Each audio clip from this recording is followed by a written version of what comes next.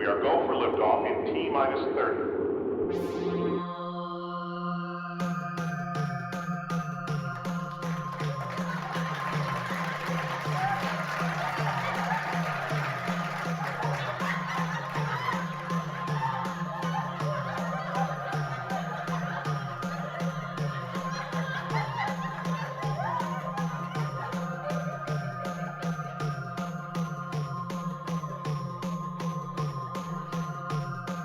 It's the Weiliotis podcast.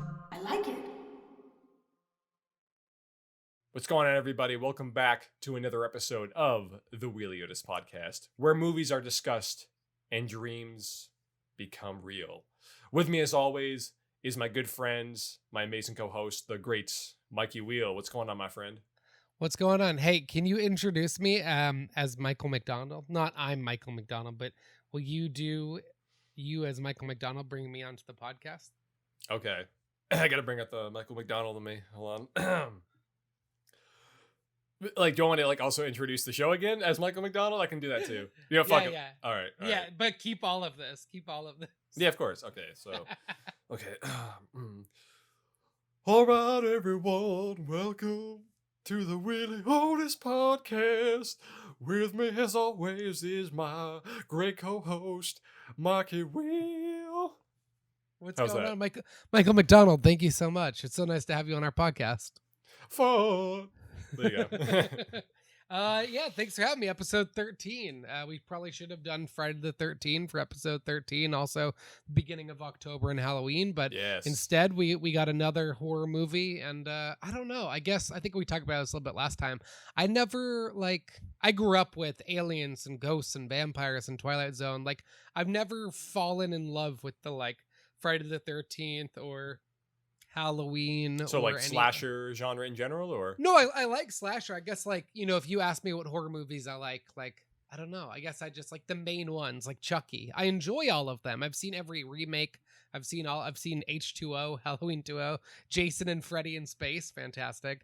I love all of those, but I've never been obsessed, I guess. I've never been like that, where I'm like, I would much rather discuss hypothetically a movie on our podcast about an anti-Santa Claus who comes to a small town and terrorizes a family.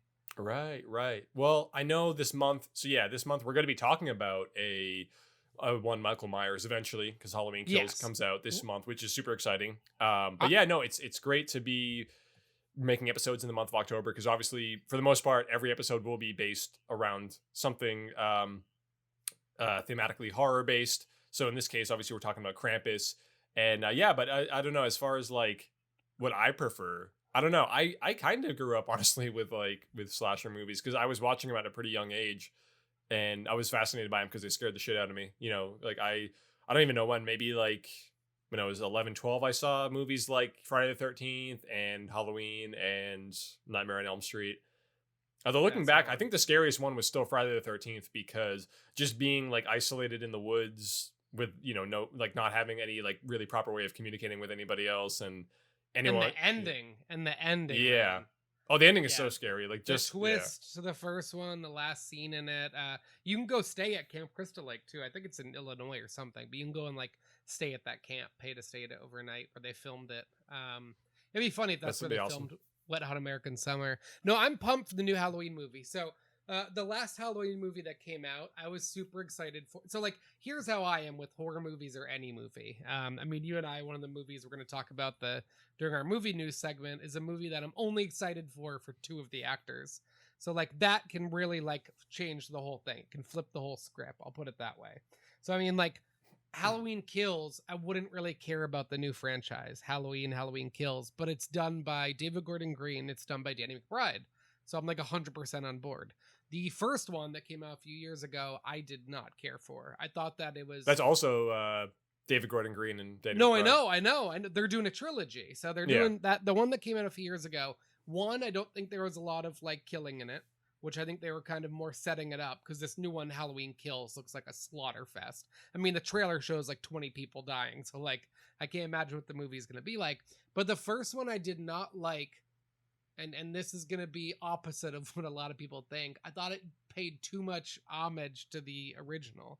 Like having John Yeah, I get Carpenter that. come back and do the score is super cool, but it just sounded like the same score, and the killings seemed like the same killings, and it was very slow pace, and it just seemed like a remake instead of a re-envisioning or a reboot. I can see that. And it's interesting because, just this past year, a couple of months ago, the new Candyman came out.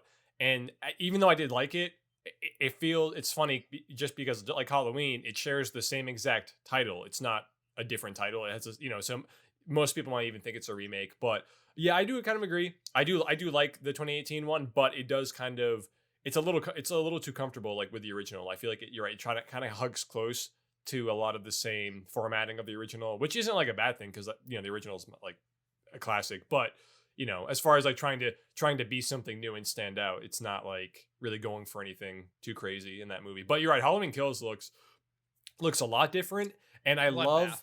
I've read a little bit into it, service level stuff. I'm not reading too deeply into it, but like the trailer showcases almost like a mob, like of like the neighborhood. So like even kids from the first movie who are now adults, like all of them coming together and like taking him down. I didn't pick up on that. Yeah, I think that is a. No, I hope that's like what. It can't be that. Are you talking about from the first movie from 2018, Grown Up?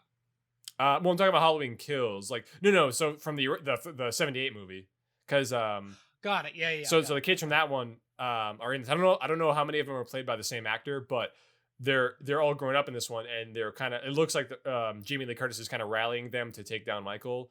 There's a couple shots.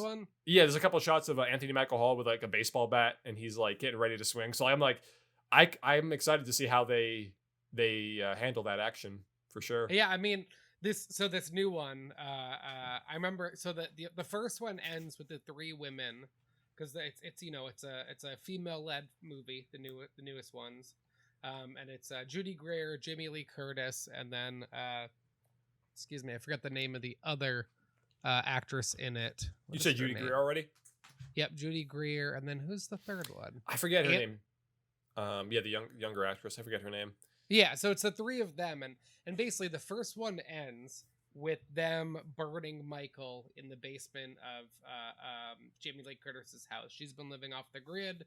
She comes off the grid back into town, and then brings Michael back there. They burn him alive and leave, and then it ends with them driving away from the fire in the bed of some random person's truck. And I was like, this is a cool ending. And then I've said this too much this week to friends and stuff.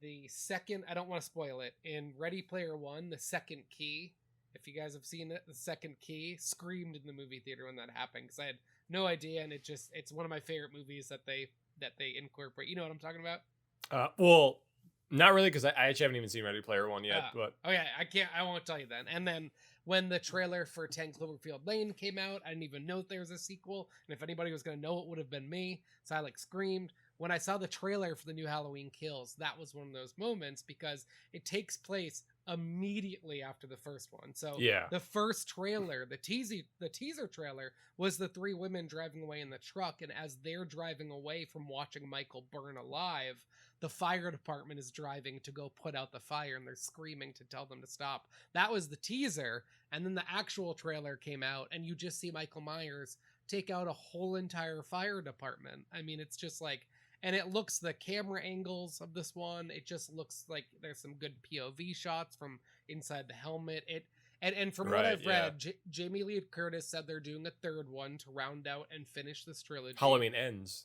That's what it's called. It's going to be nothing like the first two. It'll probably be the last one she does. And she's not saying like because she dies in this one or anything. She's just saying like, she wants to kind of, move on from it. But the third one, I think, is going to be a lot more like a drama, more of like a healing and moving on kind of movie than anything else. So I don't know. I guess I would ask you this, Tom. What are your thoughts? Because if you're David Gordon Green, Danny McBride, you clearly had three movies in mind from the beginning. And you said, all right, the third one, I want closure. The second one, I want gore and bloodbath. The first one can be a celebration of the originals. Now, a viewer like me goes into it and goes, I didn't want the first one. Like, you want just all gore and all blood and all of that. Like, to you, is it worth it to have a whole movie like that? The new Godzilla movies, the one with Bryan Cranston. Godzilla's in 4 minutes of the movie just to set up the Godzilla franchise. Do you like when a franchise does that? When the first movie has nothing to it, but then it sets up and makes the second one even better? Um, Not well, only if it makes sense to the story they're telling. Like only if not if they're doing it specifically just to withhold and create like tension for the next one. Because at that point, you're right. It's kind of it depletes like any like energy you even had out of the first movie. Because like I don't know, it's kind of like look at like Alien and Aliens. Like the first one, I think a lot of people prefer Aliens because it is more straight up shoot 'em up, and it's a lot more action. First one is more slow burn, horror sci-fi, and I love the first one. I think they're both equally good, but the first one I don't think is not as good because it's not as like fast paced. It just takes its time a little more. It just builds up the atmosphere a little bit more, um, and builds up the alien a lot more too. So like, or the xenomorph. So like, relation to Halloween, I'm gonna obviously rewatch the 2018 one in preparation for the next episode or the Halloween Kills episode. And but I do remember liking it for the most part. And you're right, it wasn't like maybe it wasn't like as like straight up brutal as you wanted it to. So maybe Halloween Kills will be that kind of follow up. But overall, yeah, I don't know. And I guess we'll have to wait and see like in how these movies play out together, like watching them back to back, how well they'll kind of, because the cool thing is, like you said, I love how they're doing that too. How it takes place immediately after the first one, and that's what the original Halloween Part 2 did as well. Halloween Part 2, which I think John Carpenter also directed, came out like a year or two after the first one, and same thing. It was that same night. The events take place in the same night in that one movie. So like, I like how they're doing that same exact thing, or at least they're kind of going for that similar feel for that one, this one too. So this new one is also going to stream on paid tiers of Peacock for 60 days. Right. And I just signed up for Peacock. So is that going to be like a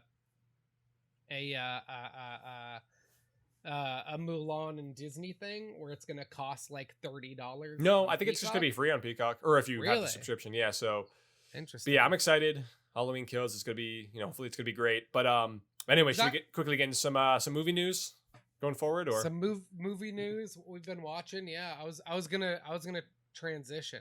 Do you mind if we do what we've been watching first? Is that out of order? No, we can do that. Because I was gonna transition and say, it's great having movies like this being able to watch on television or in theaters. And I've been going to the theaters a little more. I feel pretty safe going to the AMC movies. But it's nice to have that option also watching on TV, just if you don't want to go out. And for me, that was Many Saints of Newark. Came out on HBO on Friday. I watched it with my grandma, which was awesome. And yeah, I mean, I just love having that option. The Suicide Squad, I know that's more of a theatrical movie, but I watched that on HBO Max like the minute it came out. Zack Snyder's Army of the Dead, which I think was more just for Netflix, but I like having that option with movies. And of course, we have to point out, we will be talking about Many Saints of Newark at some point as a standalone episode. But until then, the Weiliotis podcast has nothing to do with Ray Liotta. It just sounds like it. It's just the combination of our two names. But at some point, we will do a Ray Liotta movie, such as The Many Saints of New York. Yes. Finally. Yeah, which I'm excited to do a full episode where hopefully we're going to get, I don't know if I want to spoil it yet. We're going to get a guest on that one. Really excited to have him. And, but yeah, so I watched that movie too over the weekend. I actually went out to the AMC and saw it in theaters. What'd you think? Overall, I really liked it. It's weird because, it's, I don't know. I never know how to approach these kind of movies. Same with El Camino, which that wasn't a prequel, but that was an epilogue to Breaking Bad. And I remember like before that was coming out, my mind was racing. Like, what could this possibly be? Like what's the reason for even having it in the first place? And I liked El Camino enough. But the cool thing about Many Saints of Newark is that throughout the television show The Sopranos, you hear a lot about Dickie Moltisanti, Christopher Moltisanti's father, and you hear about these stories about how, Dickie was like a father figure to Tony. So I think it makes sense. I think it makes perfect sense to have a prequel. And for the most part, I think they execute it really well with what they're trying to do. Because I think it spans from like 67 to 69 or 70. It's like a 3-4 year kind of span for the most part.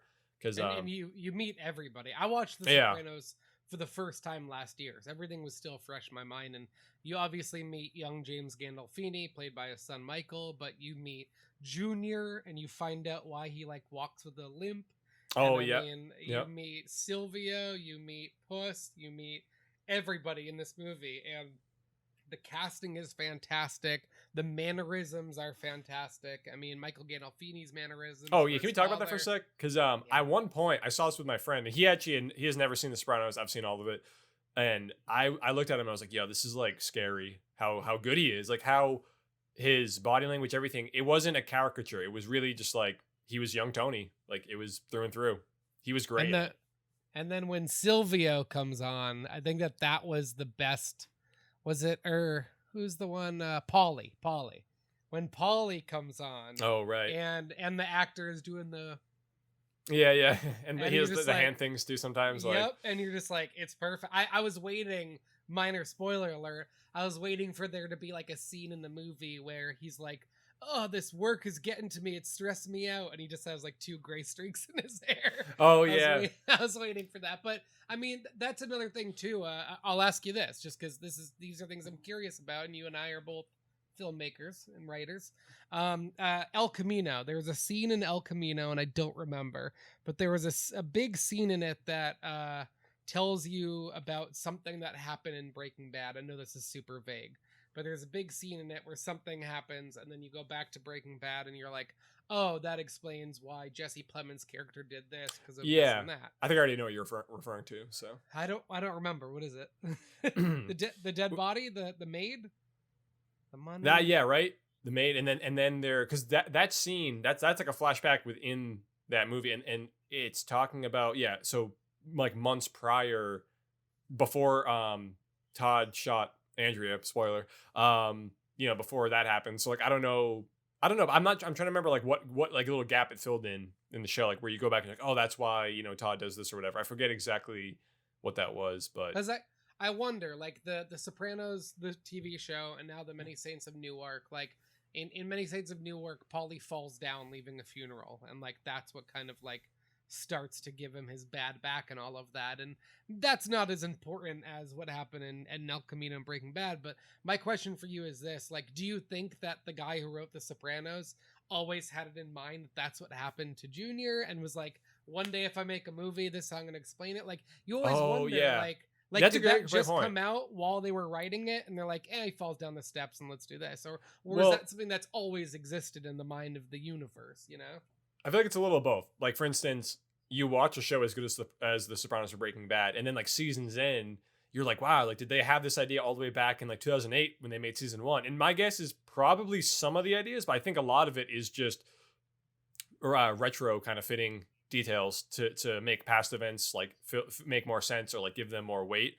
And obviously that must be such a hard thing to do because like Better Call Saul, for instance, does that so goddamn well. Like they are able to like talk about stories or events from Breaking Bad, but also like and fit them in without again feeling like it's forced. And I do feel like for the most part that is applied with Many Saints of Newark. Like you have the biggest kind of arc being Dickie Moltisanti and his relationship in the crime family, and also like what's interesting is that up until the halfway point, I feel like his relationship with Tony isn't really like the main focus, even though like everyone kind of thought, I guess, or at least it was even advertised that young Tony would kind of be more of the star, and like it would really show like why he kind of rose up and became like a member of in the crime family and started enacting all these crimes. And that certainly is a part of it, but I really do think it's Dickie Moltisanti's story, which I'm happy about because what's his name? Is it Alessandro Nivola? Is that his name? Who played him? I'm not too sure. I forget. He's an amazing actor. And for some reason, the only thing I can think of that he's in other than this movie is Jurassic Park 3. But he's awesome. Like I think he's so good in this movie. And he, to me, like he really does give now Dickie Moltisanti like real humanity, and it's cool now to eventually go back and watch the show, and like now I can kind of think back on that actor as being Alessandro Nivola. Sorry, Alessandro Nivola. That's right. Alessandro Nivola. Yeah, he's fantastic in this, and yeah, everybody else is too. I mean, the one thing I was actually kind of scared about was Pussy and all those guys, and like I was like, oh, like are they gonna get the right actors? Are they gonna be caricatures? But for the most part, no, they pulled it off. Like it was. And they were in it just enough. They didn't like overstay their welcome or anything. And the actors who played him, I think all did a great job. The actor played Junior is the current antagonist on Billions. Oh, Corey Stoll. Yeah. Possible protagonist, depending on how you watch. Corey Stoll's awesome. He was also in Black like, Mass. It's kind of like The Walking Dead. We were like, I don't know where I want to put him. Like, is he a good guy or bad guy? But anyway, when he put on the glasses and just like he became Junior just by putting on, you go, yep, that's Junior, his right? voice was perfect too. His voice was on point. I know we're gonna talk about this in a different episode, but I think that like my favorite thing about the movie was like that quote where they say you either live long enough to be the from The Dark Knight. What is it? Yeah, you either live long enough. No, it's you either die the hero or live long enough to become the villain. Yeah, right. Yeah, I think what I loved about this movie, and if you haven't watched it, just skip ahead 10 seconds until we watch it, until we talk about it. I loved how Dickie Moltisanti lived long enough to become his father. I thought that was the most interesting part, because the movie opens up with him seeing his father beat his new stepmom just like he beat his mom, and then at the end he's beating his own wife, and you're just like, it's full circle. You know, the apple doesn't fall far from the tree. Nature versus nurture. I thought that was super exciting. Which I think that might actually be the big like thematic element of that movie, because that's kind of same thing with The Sopranos. Like, you know, Dickie, you know, his influence obviously rubbed off on Tony in a very big way. And for him to now, obviously in The Sopranos series, do the very same things in a lot of ways that Dickie was doing back in the 60s and taking root in the family. So like, I feel like the show, why I think it's so masterful too, is there's always this element of like newer generations coming in. What's going to be different? What's going to change? Because so much about The Sopranos is the crime family existing in a new time that's kind of growing past them, if you will. Like they, you know, like even Tony, there's a line when Tony's like, "Oh, I wish I was my age, like back in the time of Many Saints in New York." He's like, because it was easier then, it was more accepted, it was easier to kind of flee from authorities, and now it's a lot more strict and not as fun per se. It's like the John Mulaney joke where he says, the only way you could ever get caught robbing a bank back in the day was if you were still there when the cops showed up. Now there's cameras and evidence and DNA. He's like, back then, as long as you weren't still at the bank, you got away with it. And I think, there's so much to talk about. This movie's on HBO Max. Like The Suicide Squad, it's probably going to go away in a few weeks. So definitely check it out if you get the chance. Ray Liotta's in it, and it's a great movie. Yeah, we'll go more into detail for sure. Because we're definitely gonna do a full episode on it. So stay tuned for that. What else have you seen or TV? I've seen a lot recently, and I have to mention the last episode. I did not mention this movie I saw, but I did finally see Free Guy. Yes, I know you're excited, and it's pretty good. What did you think? It's pretty good. Like it's a really fun movie. Why did you go Larry David on it just now? Did you actually like it? Yeah, but that's kind of the extent. Like I didn't, I didn't like stick with me too hard. It's pretty good. Pretty good, yeah. But like, no, I mean, I like everyone in it. This to me, like, this is such a Ryan Reynolds movie. He has you can tell he has having so much fun. He's cheesing it up constantly. Creative control. I mean, the guy playing the game. There's the Deadpool poster in the background. Right. What'd you think of the Chris Evans cameo? Pretty funny. Like, and the Channing Tatum cameo was just one of the best. Honestly, Channing Tatum, he makes some of the best cameos in general.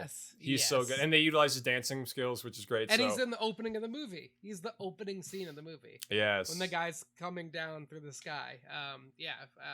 I loved it. I mean, I'll say this much. Like, the idea of like you said this was like your dream idea, like the idea of like a NPC like gaining consciousness and like questioning his existence in the game. It's a cool concept. I just don't think the movie like dealt with that concept like all too like, I don't know.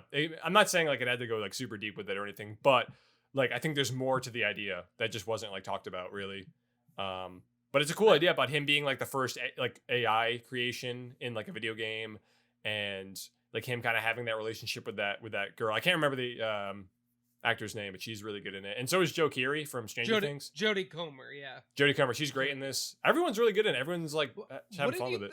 I love everything Taika Waititi has ever done. I'm watching Reservation Dogs on Hulu. Great show, has a lot of comedians in it. If you like Letterkenny. Reservation Dogs? Yeah. I've never seen it.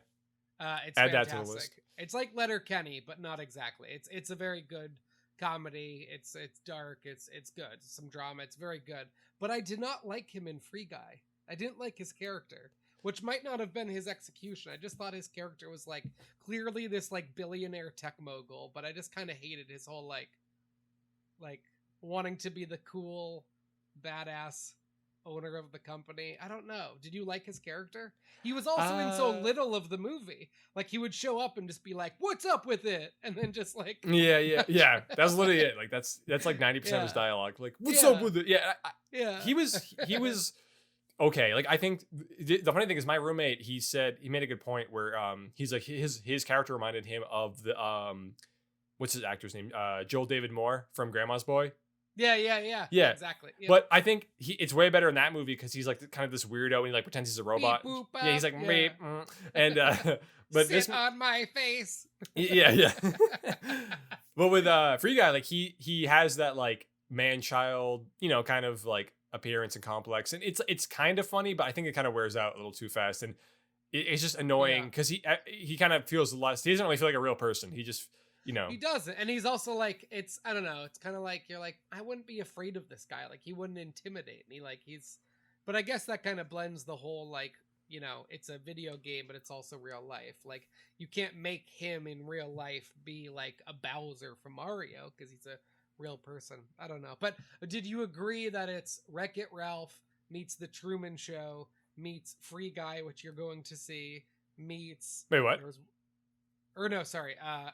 Ready Player One. Oh yeah. What you're gonna see meets there was one more in there. Wreck-It Ralph. Yeah, well, and like judging what I know by Ready Player One, yeah, like it definitely does feel like an amalgamation of all those movies, and like really, this is just like a fun movie because it does feel like there was a lot of creative control in a lot of the action too, and it almost has like Grand Theft Auto 5 action, in a lot of it. Yeah, exactly. You have like Lamborghinis jumping off buildings, shooting rockets, and it's fun. Like it's a lot of fun, and I also like I said, I mentioned like Joe Carey. Really great in this too. I like his comedic timing a lot. He's very funny in this. And watching Jodie Comer as like the badass in the game versus the nerdy woman in real life in the movie. And I just think, I mean, the ending of it is great, the whole hidden messages. But I think what I liked about it was like it wasn't. I'm trying to figure out who the antagonist was now that we talk about because like there was Taika Waititi, but there was more to it. Like what I really liked about the movie was it wasn't just what would happen if Grand Theft Auto. The guy walking out of the bank got self-awareness, and like that's a lot of what it is, which makes you think about the Matrix and simulation and what is it like when you hit those other people? Because I've always wondered that in Grand Theft Auto, when you run over somebody, like, are they a person? Do they come back? Are they, right? There's so much to question.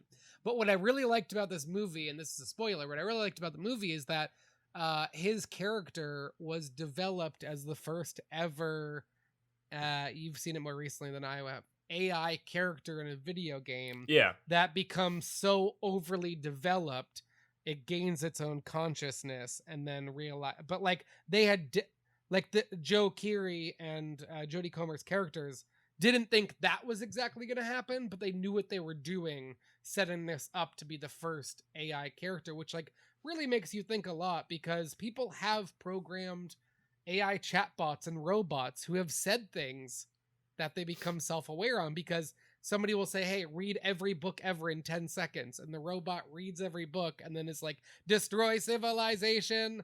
And you're like, why? Because you read a lot of like post-apocalyptic books. And it's just, that's not exactly how it's gone. But there have been scenarios like that where it's like, we're not that far off from these kind of things happening in the AI. I mean, there are people, you interview with chatbots now. You do therapy with chatbots. You do all these things with chatbots. Who's not going to say that eventually they're going to observe so much knowledge they're going to gain their own consciousness? I mean, that's right. What Ex Machina was. That's what Westworld.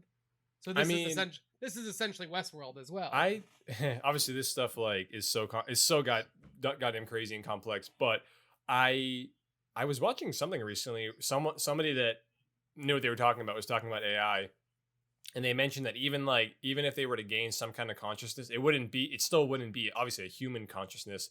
So it's still different. Even if they become as intellectual as us, even if they can almost like trick somebody into thinking they're a real person. Like if it was just a messenger and someone was texting somebody and pretending they were real, like I'm sure that already exists now. I'm sure, anyone, mad people could be tricked, just through text that AI is a real person. But it'd be different. And, but yeah, it does make you think for sure. And Also, I Am Legend. It's also I Am Legend, yeah. Legend. Yeah. Right? Yeah, for sure. Yeah.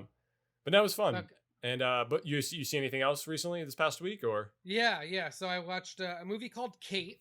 I was at home with my family, and it's always hard for us to all agree on something. But we watched this movie called Kate, which stars let me look up exactly who is in it, even though I can pretty much tell you. Mary Elizabeth Winstead, who's great. She's in 10 Cloverfield Lane, and Woody Harrelson. She basically plays an assassin, and somebody sets her up and tries to kill her. And she's like, I gotta find out who it is. Tons of action, all set in Japan.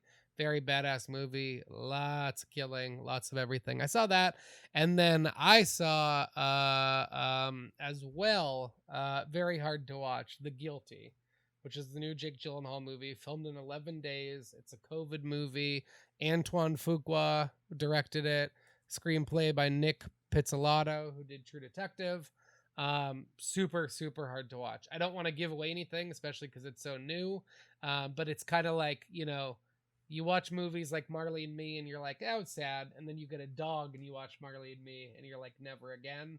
I have a child now, and having a child makes some movies a little bit harder to watch. But it's basically about Jake Gyllenhaal, and he is basically a police officer who's being a 911 dispatch operator, I think, because he got in trouble. I think that's why he's doing it, or they're all volunteering to do it.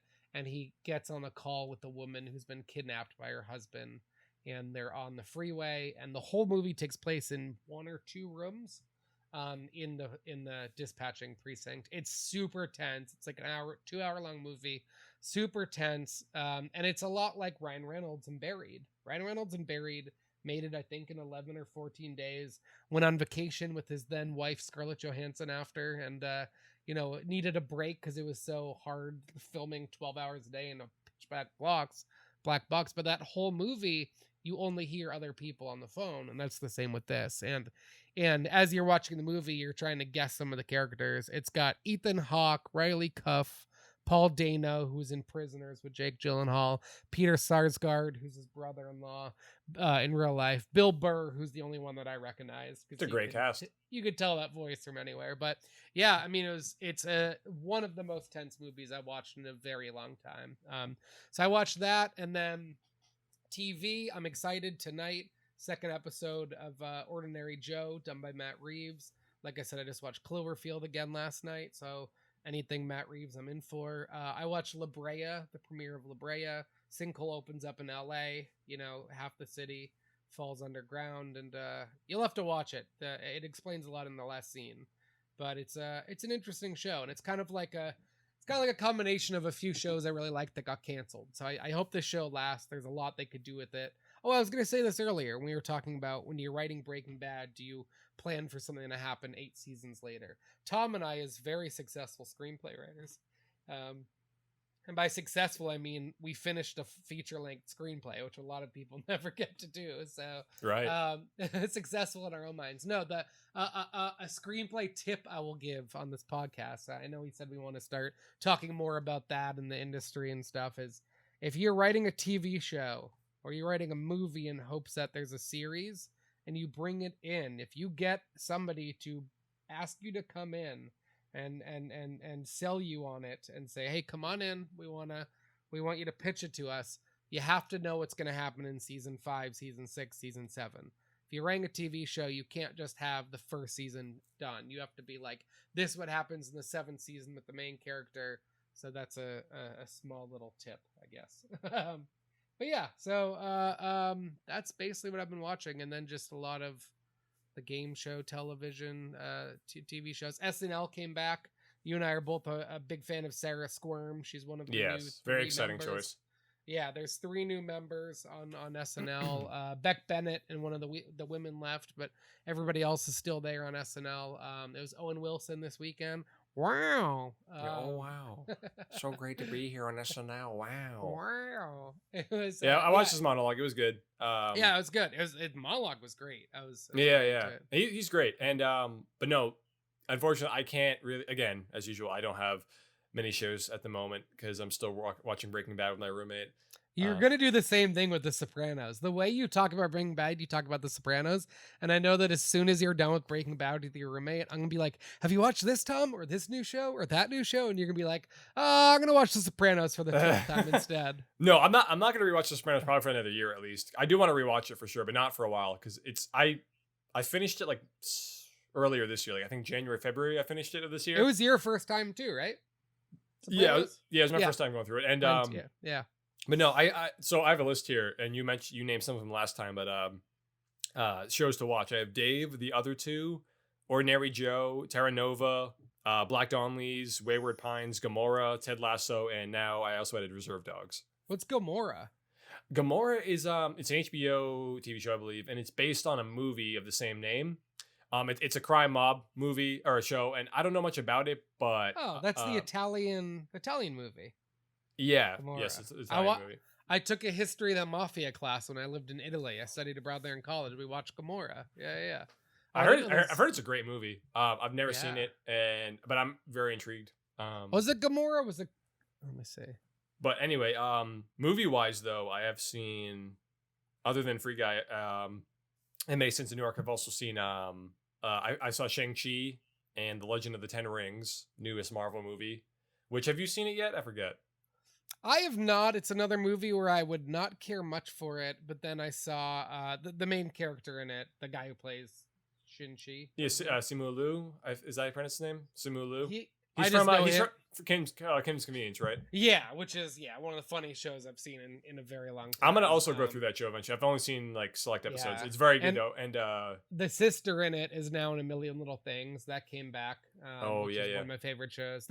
I'm just like all over TV now. The fall is the best because everything comes back, and a show ends and you're like, it doesn't come back till next fall. That's gonna feel like forever. I want to cryogenically freeze myself for a year, and then it feels like 14 days, and you're like, well, it's next fall already, and it's back. yeah, no, it's a great feeling having to actually wait.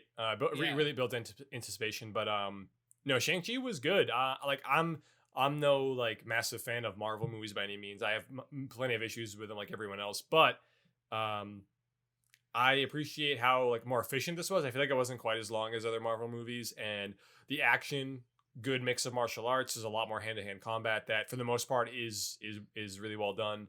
And I like the central story for the most part. It's pretty much Shang-Chi and his sister who are trying to stop his father from unleashing these like crazy like soul-sucking demons. That's not his goal. His goal is he believes his wife is still alive and in this realm. So I don't know. There's a little bit more humanity to it. It's not just a villain that wants world domination. So I did appreciate that. And yeah, fun time like most Marvel movies tend to be. And also the last movie I saw recently was Titan, which is a French movie by, I hope I get her name right. It's Julia Dougherty or something like that. She's a French director. Her only other feature, I believe, was Raw, which came out in 2017. I forget. Have you seen that movie? I have. Very super disturbing. Memorable and not. I'm trying to remember what happened. I remember when the trailer first came out. I was like, oh, that's new. It was honestly my favorite of 2017. I loved it. It was super unique idea, really gruesome. And the cool thing is, my favorite thing is less is more. So there's a scene when she's eating like a raw piece of chicken, and it's disgusting. It's like grosser than like any like blood squib. It's so gross, and the sound effects and everything when she's eating actual human flesh. And then Titans, the follow up. I actually don't want to give much away because I know for the most part, even all the advertising, even the synopsis gave nothing away. It like just described a metal or Titan being a certain type of like metal alloy that in this case, in this movie, a little girl is with her dad and they get into a car crash and she has to get a metal plate implanted in her head. And then the movie cuts to when she's much older, in her 20s, and she's now a sex performer at like a motor show. And really from there, the movie is just wild. You learn a lot about her, how that accident may have impacted her negatively to where she's now like finds some kind of joy in killing people. She has a father figure that finds her.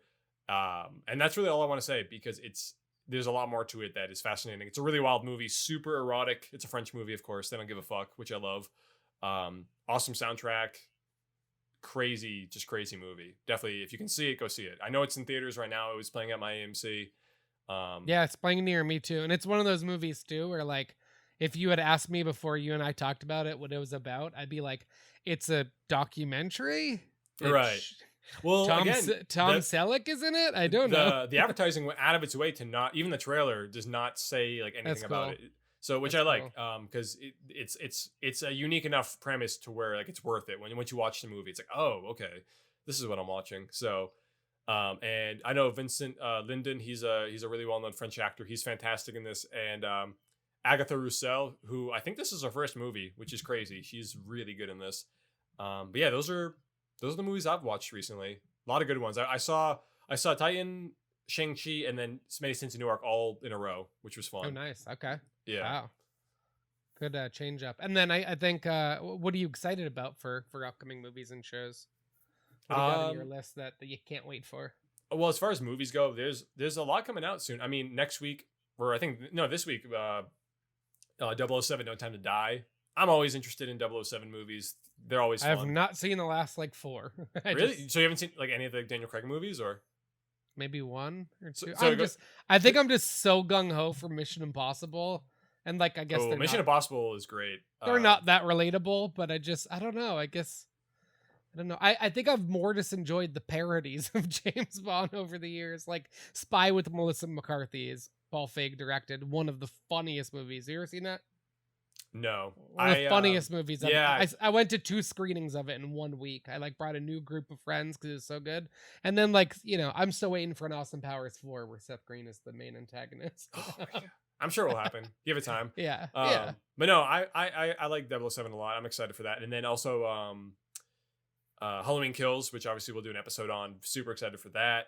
We have Dune, which we talked about briefly in one of the last episodes, and I've never read the book, Frank Herbert's book, but I know it's like a crazy, larger than life future, almost operatic like sci-fi movie, and I'm all for that. Like I think it looks crazy. It has one of the best ensembles like ever. I enjoy space movies. I don't enjoy going to the opera. So I feel like I should like space operas more than I do. I just have no freaking interest in this Dune movie. Yeah. I love Oscar Isaac more than anybody. I love Rebecca Ferguson. I love Josh Brolin. I love you got Zendaya. you got to do right by Denis Villeneuve, who made Prisoners, who made Enemy, Sicario. He's an amazing director, and I do agree though. Not being a fan of the book nor David Lynch's. Never seen the original. David Lynch's generation. Yeah, I'm not like super attached to the story by any means, but I'm gonna see it. I think it looks crazy cool. I think it's one of those movies where like, okay, people who didn't see Avatar in IMAX 3D or Ready Player One in IMAX 3D, and then you watch it on the TV, you don't understand what you miss seeing in theaters. But like for me, I could never watch one of those on TV now because I'm just like, nope. I feel that like Dune is a movie where I would need to pay like $30 to see it on like the biggest movie screen in New England. Like, I mean, IMAX blowing out speakers to enjoy it. Like, I couldn't watch it on HBO Max, which I think it's streaming as well when it comes out. I couldn't watch it on like a small theater in like a local, you're theater. telling me you're not going to watch it on your iPhone? I can't imagine that. That's that's the optimal way to watch all movies. The only reason I want to see it is for the tremor creatures. That's the only reason I want to see it, and that's probably going to be like the 5 worm minutes. Things, yeah, dude. That's probably gonna be like 5 minutes of the movie. I don't know. I don't care for Star Wars. I don't care for space. What is it? What is a space opera? I would say a space opera. What is Alien a space opera? No, because a space opera is generally, I would say it's you're dealing with like more melodramatic elements in a more futuristic space setting. So it might be these old, more melodramatic like performances, which you kind of have in Star Wars. The original. There is kind of like a corniness, to the original Star Wars. That's that people like. Obviously, that's why they're so well renowned, or one of the reasons. But I think to answer my own question after you answered the question, I think I get what you're saying. Is that like a space opera is like, it's not about space. It's not about the planets or the fighting, really. It's not about the shoot 'em ups. I mean, Star Wars is all about love and parenthood and family and the bonds that put us together or tear us apart. I mean, it's like Star Wars is like, I saw Venom last night. I saw Venom Let the Break Carnage, which I highly recommend. It's hilarious. I mean, the whole first half of it, I would literally call Carnage, the new Venom movie Let the Break Carnage, I would call it a buddy comedy with some Marvel, because it's one of the first Sony to Marvel movies again. It's like a buddy comedy with some action superhero stuff in it. I mean, the whole first half, because now like Venom and Eddie Brock are like really starting to like bond and like get to know each other and like work well together. It is like pee your pants funny the first half hour of this movie. Oh, really? It's so funny, but like I think that's how I would explain Star Wars is like, well, it's a family drama. It's a family drama set in space, and that's what Dune seems like too. I'm excited. I just watched Venom last week for the first time, and I liked it enough, but the new one does look really good. And I've heard that there, in like you just said, there is more of like a there's more focus on the Venom and Eddie Brock relationship, which I think is key, because that was my favorite part of the first movie. So I'm all for that. I think I have to say this. It's a minor spoiler for the new one. There's a scene like in any buddy movie where Venom leaves. Venom and Eddie Brock get in a fight. Oh, really? Because in the first movie, Venom can jump from bodies to bodies and like try to like, he finds out that Eddie Brock is the one that can truly host him. In this movie, there's the typical trope or cliche of the like two best friends who get in a fight and then they leave. Then like there's 20 minutes of the movie of them off on their own, like kicking rocks, going like, I don't need him. Oh my God. And then they see like a billboard that reminds them of him, and they're like, oh my God, I needed him this whole time. But no, it's Woody Harrelson, and I mean, I can't tell you the post-credit scene, but holy shit, there's one post-credit scene. If you're gonna see Venom, there's one post-credit scene. The other one they probably could have done as another post, but they had it like in the movie at the tail end. But yeah, it's fantastic. Yeah, I mean, I don't know. I walked out it and I was like, did I love that? I was like, I had nothing wrong about that movie. And I think it just reminds me of like Harry Potter. I read a few of the books, didn't remember them. I loved all 14 of the Harry Potter movies because they were just fun magic to me. But then I would walk out of the theaters like, loved it. And people were like, his wand was black in the book, but it was red in the movie, and it wasn't real. And like, that's how I am with Venom and Carnage. I think that I just walked out and was like, that was hilarious. The action was great. I mean, Carnage is very scary. I mean, they're kind of horrorish. Yeah, I love the designs for sure. Very freaky. And I just walked out and I was like, I love that movie. But then there's some people who are probably going to be like, technically Carnage didn't come from there. And it's like, yeah, probably. But like, I just love in the trailer how he like headbutts him in the face. Venom headbutts Eddie Brock. And he's like, you are a loser. And he's calling him a loser for like, because he like won't eat people or some shit. I don't know. Like, it's just funny. It's very, like half of the movie, it looks like Tom Hardy like holding a balloon. It's not bad graphics, but a lot of the movie is Tom Hardy and then Venom here. And they're like having a full conversation. Oh yeah. No, but it's not poorly done. It's very good. I'm going to see it soon.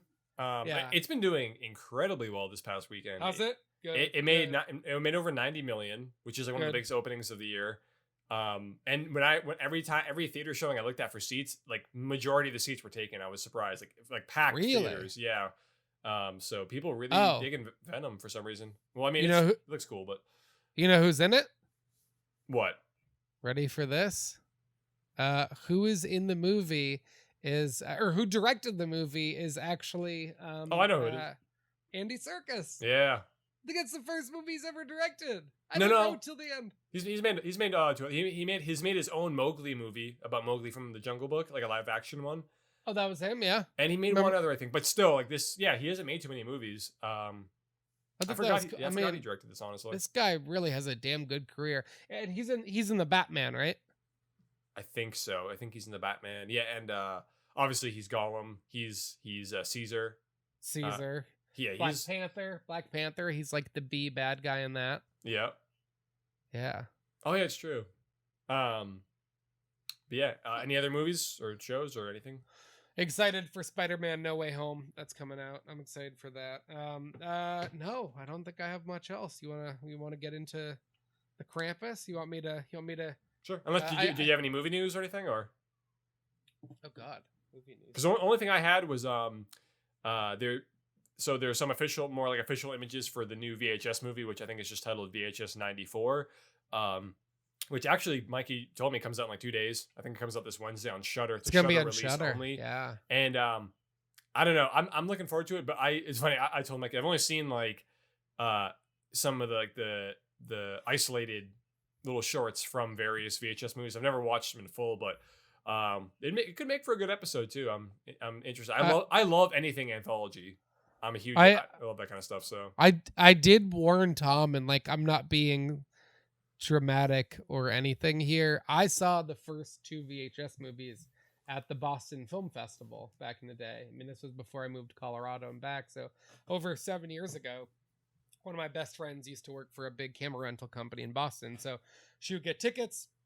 We saw the first 2 VHS movies. They're extremely, extremely scary and terrifying. And when it comes to anthology horror movies, I know there's the one ABCs of Death, and it's 26 different directors, with how you can die with that letter of the alphabet. And I haven't seen that movie, but I can tell you a lot of anthology ones are kind of all over the place and very, some are cartoons, some are comedies, some are musical horror, all of that. VHS 1 and 2, it's like 5 or 6 different directors making the short films in them. And then there's one director who does like the thing that kind of ties it all together. Extremely, extremely scary movies. Very uncomfortable. I have the chills talking about them. Somewhat realistic in some of them. Definitely in some of them. Very realistic. One of them even got a spin-off movie, Sirens. Right. But the first 2 I can't recommend enough. They will scare the shit out of you. They'll make you scared of a lot of common everyday things. And not only that, I would say stay away from the third one if you do watch it. Tom, I told you that. Don't get ahead of yourself and get excited after the first 2. The third one, I think I might have saw at a film fest or something, but it just seemed to take way more of a stab at like Instagram's making us zombies, and it wasn't scary. It was more of an action film. Tom told me an hour ago that VHS 94 is coming out, and I got super pumped about that. So yeah, I'm pumped about that. The stills from it look really cool, what they put out, and it looks like it was actually filmed on like straight up like cassette, like tape. I can see that. So I hope like the majority of the movie looks like that, because if that's the case, I'm all in. I also want to talk about too, we're talking about film festivals. We talked about it last week. Tom and I are not sponsored by anybody. On Instagram, when people promote stuff, they have to say not an ad after. We're not sponsored by anybody. Hint, hint, feel free to sponsor us. Please. We're not sponsored by pumpkin beer or any of that. But we are sponsored by water, the number 1 beverage. Yes. Without it, you'll die. No, we are you're 70% of it, as is the earth, and you need it so you don't die. Water. Yeah, I don't even know if you can see this. It's a Camelback. Okay, I the Mile High Horror Film Fest. I went to it twice in Colorado. Tobin Bell played Jigsaw, walked in front of me. I watched Texas Chainsaw, the original, with one of the actors. They did a Q&A. We had Annie Newton on the podcast to talk about her movie 12 Days of Christmas. It's already almost Christmas again. Her fiance Steven, he was in one of the movies that premiered at midnight with my friend Jonah, and that's how I found out about the festival. They did a Q&A. I fell in love with the festival. Anyway, it's happening virtually this year. You can get 5 movies for $50 or 10 movies for $85. There's a couple feature lengths, and then like any film festival, there's a couple shorts as well. So you can watch, like 10 shorts over, an hour or something like that. But some of the short films, one called Apps, I'm guessing that's about killer apps. Brain Freeze, looks like there's a kind of animated one called Bobby Yeah. One I'm very interested in, which is about a spider cult called Playing with Spiders. The poster's terrifying. Stay Calm, Sync, those are just some of the shorts. And then feature films. I guess Apps is one of the feature films. Sweetie, You Won't Believe It, Two Witches, Brain Freeze. So yeah, check out the festival, support them. It's virtual, which couldn't be cooler. So I mean, I know that I have a lot of friends who watch one horror movie or one scary movie or whatever every night during October. This is happening, I think, over about a week, the Mile High Horror Film Fest. So Nice. Is it like end of the month, or is it like when is October 7th through the 13th? So Oh, it's coming nice. up this weekend. So if you do that, you can watch 7, 8, 9, 10, 11, 12, 13. What is that? 8, 7, 8, something like that. You can watch full days, which is super exciting. Watch one new horror movie, and you get to see it here first. You know, you read about Halloween Kills premiered at the Venice Film Festival, and you're like, how cool would it be to be there? That's why you can watch these, and then, you know, a year later when they get picked up and distributed, you can be like, oh, I saw that a year ago. I already saw that. Right. That's And then if you amazing. watch it again, who knows? It might even be a little different, because a lot of times they do Yeah. change after they're picked up by a distribution company. And yeah, festivals, people give, you know, they vote on it, they judge on it. I know the guy who created the Blair Witch and made the first movie. He's one of the guest judges at the festival. So yeah, check that out. I think that's all I have for movie news. Cool. You got Yeah. No, it's super exciting. And last thing, bring up quickly is obviously new trailer and poster for Paul Thomas Anderson's Licorice Pizza, which is his newest kind of coming of age movie set in the 70s. Has a really great cast. Bradley Cooper, singer-songwriter Tom Watts, and what's her name? Alana Haim, who's from the band Haim, which is cool because the connection there, Paul Thomas Anderson actually directed like 3 or 4 of their music videos in the past couple I years. didn't know that. Yeah, I didn't know that. So it makes sense why she's in this, and I mean, she looks fantastic in it. I think everyone does. It looks like a pretty, I don't know, it looks like a pretty straightforward coming of age movie, and especially for PTA, it looks like more straight edged a little bit. But I know it's gonna be fantastic because And Benny Safdie. oh my god, I forgot about Benny Safdie. Yo, I Sean love him. Penn, Cooper Hoffman. I saw Haim at Red Rocks a few years ago. I went for Maggie Rogers. It was Lizzo who opened, and we skipped her because we didn't know who she was, and now I would love to see her in concert. Maggie Rogers featured, and Haim headlined, and I've just been obsessed with Haim since then. So to have her star in a movie this early on, and I think they put out 2 or 3 albums, is super, super exciting. It's just such a good cast. And once again, one of those movies that's not typically my thing, but I'm pretty excited just for that. Yeah. Have you heard of the new Jason Biggs movie, The Subject? No. Super heavy trailer. So it's a successful documentary and deals with the fallout from his previous film, which caught the murder of a black teen on tape. As he shoots his latest documentary, someone tapes his every move, upending his idyllic life. Looks super heavy. So I thought that Nice. looked I haven't good. seen him in anything in a long time. Yeah.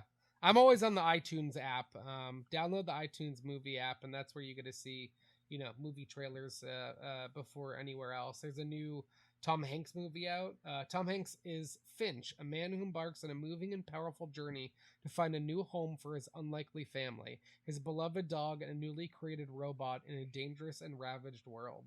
Oh, Tom Hanks and Caleb Landry Jones. I'm in. I mean, is there any better actor than Caleb Landry Jones these days? Oh yeah, he's fantastic. Yeah. Everything he's in. Him and Jesse Plemons both got their start in Friday Night Lights. All right. They were both And both are fans. also in Breaking Bad too. So there you go. Yeah. Oh, I started watching Midnight Mass. That's the the Mike Flanagan one. Yeah. Yep. Still gotta And see that also has who does that have in it?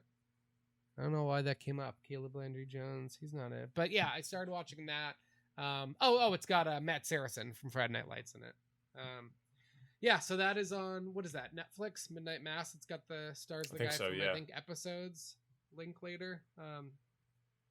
Hamish Linklater. His name?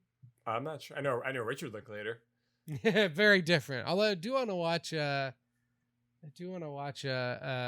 Boyhood again. No, Midnight Mass. Let me look it up real quick. Yeah, it's on Netflix. Hamish Linklater, Zach Gilford, Kate Siegel, who's the director's wife in real life. Yeah, it's good. So what is he from, Linklater? He's got to be from Episodes, I think. I don't know him. I might be lying. Anyway, I don't know, man. Here we are just talking about way too much other stuff because there's a lot of good stuff out there right now. Let's jump right into Krampus because. All right, I lied. He's not in Episodes, but go watch Midnight Mass. Yeah, no, I gotta watch that too. But yeah, no, Krampus. Let's check it out because first movie of the month of October. You know, and I was excited. I think did you mention this one? Did you recommend watching this one? I think so. I think everybody loves October to December. You got Halloween, Thanksgiving, Christmas. You got everything. So I think Tom and I really wanted to like find a good Halloween Christmas movie, which like besides what's that other one? With the women in the sorority, Oh, Black, Black something, Black right? Christmas. Black Christmas. Black Christmas, yeah. Which Besides, there's an original from the 70s and there's a remake too, which came there's out a couple remakes, I think. Yeah. 2018, 2006. Yeah, I saw the Oh yeah, newest one. I remember the 2006 one. Yeah. And the original is with what's her name? I can't remember, from Superman. She's Lois Lane in the Christopher Reeve Superman. Not my husband. No, not her. I forget. But yeah, no, I think this is a good like starting off movie because to me this is a super seasonal movie. It combines Christmas and Halloween in a sense because it is Christmas based, but it is very much a horror and kind of horror comedy movie. Comedy. And I don't even know where the comedy is. Like I saw it in theaters when it first came out and I loved it. And then I watched it this time around and like obviously you see Tom's background. There are some killer gingerbread men and but I don't know. There's some jokes. There are definitely some jokes with like Adam Scott's character. Like the more and more creatures come out, every time they come out, he's like, "Come on, man!" Yeah, like yeah. It's very. No, it has a Bruce humorous Willis edge. in Die Hard. Like it's very like Bruce Willis in Die Hard, where like the 8th movie, he's just like punching people, and he's like, "Ugh, no, I've had enough of this shit." Yeah, yeah, like.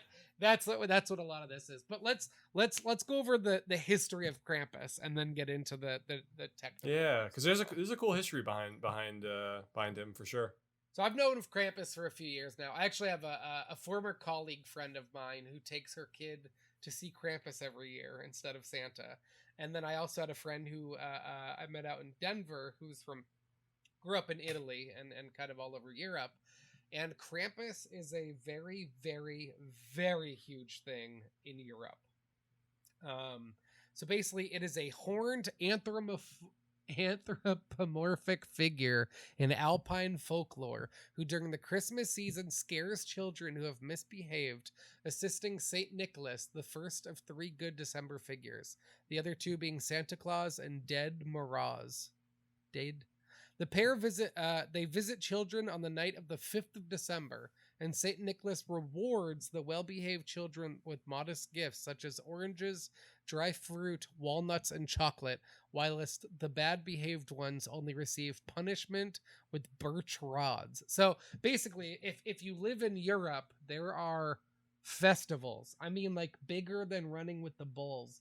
I mean, bigger than like a music festival where people go out and somebody dresses like Krampus and walks around, I believe, with the birch rods and hits children on their legs, and everybody goes crazy for it. But basically, to summarize I think our country should take note, and we should start doing that. That'd be fun. That's why this movie, and I think so. Basically, like Krampus is we're told in America, if you're bad, you'll get coal in your stocking. So it's not really an incentive to be good. You're like, cool, whatever. I can do something with that. But like Krampus is literally like, if you don't believe, if you don't have spirit, if you don't spread cheer, Krampus is going to come and make sure that Santa finds out that you don't deserve stuff. But the movie is very much a, I guess, exaggerated version of it, because he does not hit you with birch rods and report to Santa. Basically, the movie, written by Michael Dougherty, like we talked about, written by him, Todd Casey, and Zach Shields. The movie came out in November of 2015. 98 minutes. It's a cool hour-and-a-half movie, so definitely check it out if you're looking for something quick. $15 million budget with the box office of 61.5. And I think one of my favorite things about this movie, or about, I guess, the event of this movie, is I'd say 10 years ago, maybe 15, especially with the red box generation, Hollywood started to capitalize on B knockoffs of movies. To throw off your grandma. So when Shia LaBeouf was coming out with Transformers 17, Rise of the Beetlebots, whatever, Bumblebees, you would go to Redbox to pick up a Paul Thomas Anderson movie, and you'd see Transforming Cars 7. Oh yeah. Or like Robot Auto Kingdom. Oh, I remember that. I remember actually this was like back in like 2005 or 6 when Steven Spielberg's World of Worlds came out. And there were like Yes. so many knockoffs. There was like the worlds are at war, you know, like there was just like Yes. all these like knockoff alien invasion movies, and Yeah. so I many wonder for how days. much they make of like grandparents who are like, Timmy, I rented the Transformers movie. And it's just like, I am Deceptitron. Yeah, Not to be Yeah. confused with No, so this movie, if you look up like Krampus, I was trying to set a background for this. There was like 12 other Krampus movies right around this time. And I'm surprised it took this long for somebody to come up with Krampus. And I'm surprised they didn't make more sequels, because we'll get to it. The end of this movie is very well known. The end of this movie, is set up for sequels. And on a $15 million budget, it wound up making $65 million. I mean, And also it looks over 4 really times. great for only being $15 million. I'm very surprised, because I looked up the Cloverfield budget, and that was like $65 million. And I'm like, this movie essentially takes place in a house. Yeah, well, I mean, there's some cool set pieces both in the house and outside, you know, and there's a lot of really crazy creature designs, a lot of even practical effects too. No, Hey, it's definitely not all CGI or anything like that. There's people in masks. I mean, if you're a fan of Trolls 2, which is the best worst movie ever made, there's even a documentary about it called Best Worst Movie Ever Made. There's The Room and there's Trolls 2. The elves in this reminded me very much of the trolls from Trolls 2. Have you seen that? right.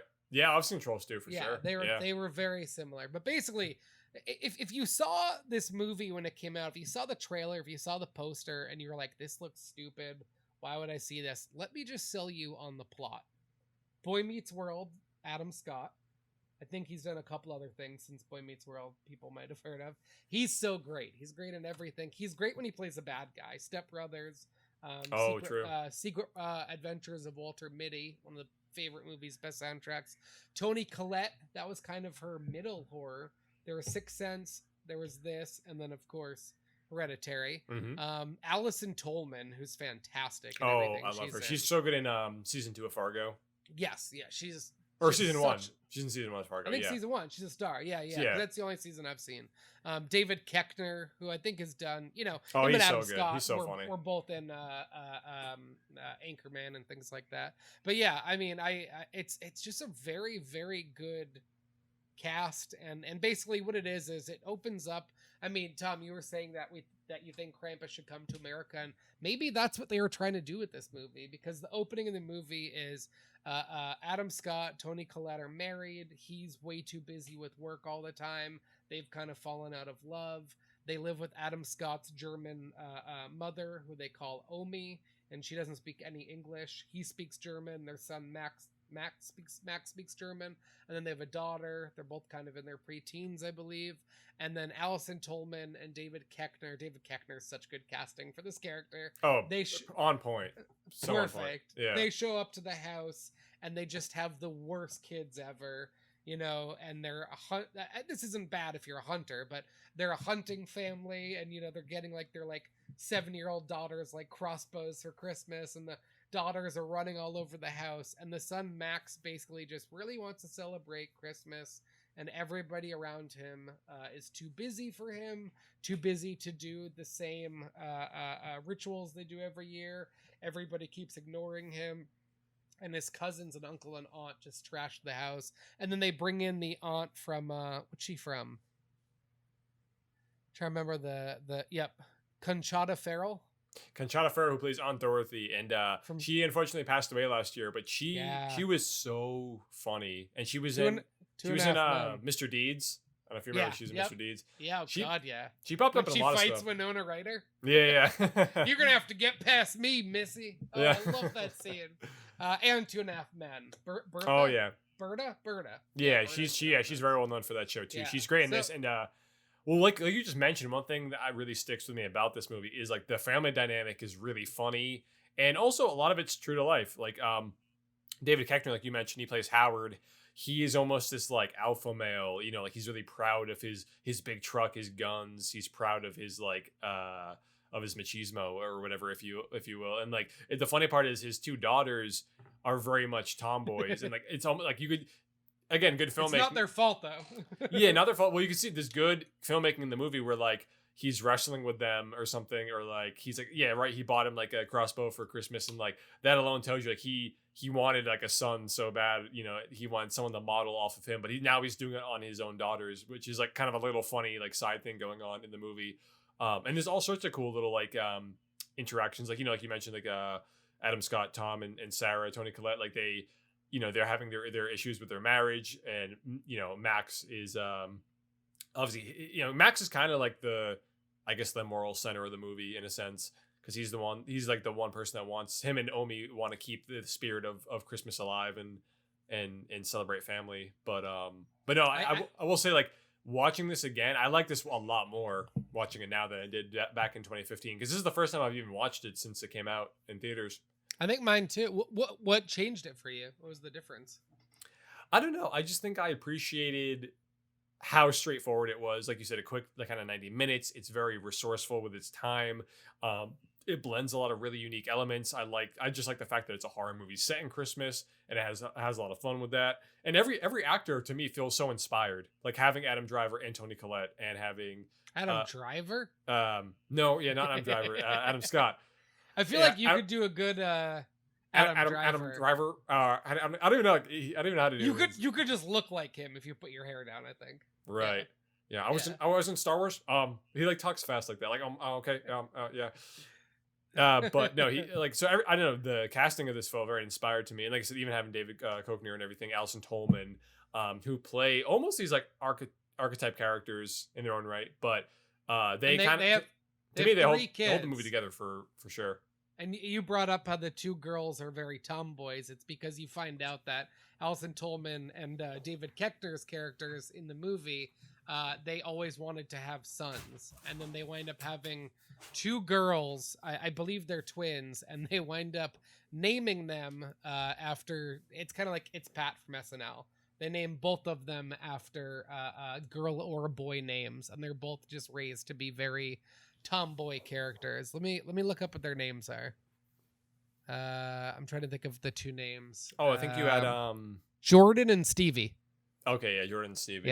Yep. But yeah, I Tom and I always pick our backgrounds for these movies, kind of more based off what our favorite scenes or best parts of it. I just want to bring up real quick before we really dive into everything. Your background is a killer gingerbread man, and I want to bring up, I don't think it's worth doing these movies on a whole episode of our podcast, so I'm going to instead just pitch or just tell people about these. In 2005, The Ginger Dead Man was released, starring none others than Gary Busey. And basically, here's the plot. A witch cooks up trouble when she revives her dead serial killer son as a giant, psychopathic gingerbread man intent on killing the girl who had him executed. Fantastic movie. I have to read off the sequel names. I don't even think I've seen all of them, but here's the I have to watch them all now. Like, have you seen any of them? No, but they sound amazing. So, Ginger Dead Man 2, Passion of the Crust. Okay. Ginger Dead Man 3, Saturday Night Cleaver. And then in 2013, Ginger Dead Man versus Evil Bong, a totally different movie franchise. Oh, I remember seeing the poster for that. Yeah, Evil Bong. Yeah, Ginger Dead Man versus Evil Bong. Yeah, you don't forget a poster like that. We'll have to watch those, and maybe we can do some shorts for our Instagram. But yeah, so get the gingerbread there. I wanted to do this background with Omi talking to Krampus in that scene. So I know the podcast, we try to like walk through the whole movie, so I still don't want to jump ahead, but throughout the movie, Max, the character Max, is very close with his Omi, and she very much wants to spread holiday cheer and keep up with the rituals of every Christmas and do things that they did, and she's trying to keep Max enthused and entertained and interested in the spirit of Christmas. And at first you think, oh, she's a grandma. I remember when my last cousin stopped believing in Santa, and it just made me so sad. Made me so sad. I have 4 cousins younger than me, and it changes everything with your family. Changes the whole dynamic with your big Christmases. We always did the Italian, Irish Catholic Christmases, my mom's side, and you stop listening for Santa Claus, coming in and on the radio, and like it just changes everything. So the whole movie, the whole half of the movie, first half, you'd think Omi's just trying to be that kind of grandma, and then we'll get to why she's right up there with Max. But let's talk about when the movie really gets into it. Right on. No, there's a lot of great moments in this, and I will say, so right in the beginning, there's a brilliant opening shot. I love how it's this like Black Friday, crusade, basically. Like it starts off with a shot, you see the time, the camera pans down, you see the department store opening up for Black Friday, all these slow-mo shots of people rushing in, running over people as Bing Crosby is playing. What's the classic song? It's a slow-mo scene. Yeah. Right? It's slow-mo and people are like, bags are... It's basically the Jingle All the Way with Arnold Schwarzenegger and Sinbad. It's basically that, but done in the intro of a movie. Well, yeah, and it again, it's slow-mo, and you have... It's the Most Wonderful Time of the Year playing, Bing Crosby, I believe. And, so it's funny you have this classic song playing over... this modern concept of Black Friday and getting savings, getting these kind of like ultimately like kind of worthless savings, but people still love Black Friday. And like, it's just funny because I think this sets the tone really well, where you have like a divide, a contrast between, this classic holiday, people getting together to celebrate, family, and consumerism, modern day Christmas, which is all about the gifts. So there's that dichotomy. And then again, once we actually meet the family, there is that dichotomy again, where you have Max and Omi who still want to believe in Christmas, still want to have that Christmas cheer, while everybody feels like they're, too grown up, if you will. They feel like they're over it already. They don't believe in Santa. They just want food and gifts and to be done with it, essentially. So there is that kind of cool little contrastual element to the movie. And, I don't know. Like I said, it's cool just how well they introduce all the characters too. Like right when, because obviously it's Tom and Sarah who are hosting Christmas at their house, so they have the whole family come by. And that first scene when everybody shows up is so perfect. Everyone's barging in the door. You have David Koechner, Howard coming in, and everyone's just coming in, and Aunt Dorothy, who ends up being like a total surprise to everybody, and she's everyone's favorite aunt who always complains about all the minute details, and it's like perfect how they introduced everybody, and it really sets the tone for like what's gonna come soon. The racist, offensive aunt who starts drinking at 9 a.m. and hates being around. I think that there's a sneaks some peach schnapps or peppermint schnapps into her coffee. Sneaks. Yeah, there's a line where they're like, "Can you watch the baby?" And she's like, "Don't like kids. That's why I never had them." Yeah, it's like such a good line. But yeah, the movie gets into it. Adam Scott is in Max's room, and he's like, "Are you gonna, drop off the letter for Santa?" And Max is like, "Yep, I'm gonna do it."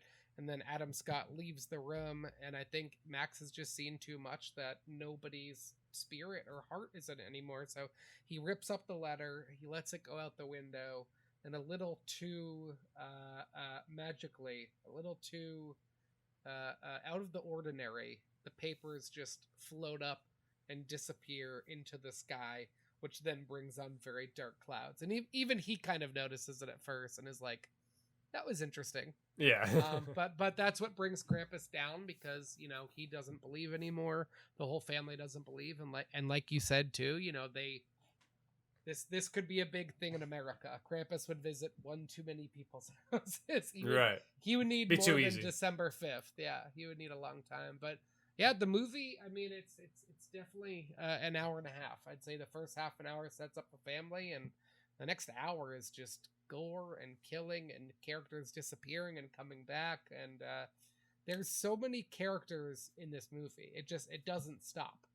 Right. I mean, imagine every Christmas decoration coming to life. Imagine there's the Jack-in-the-Box. There are teddy bears and yeah, gingerbread men and angels. That angel's fucking scary. I almost had that as my backdrop.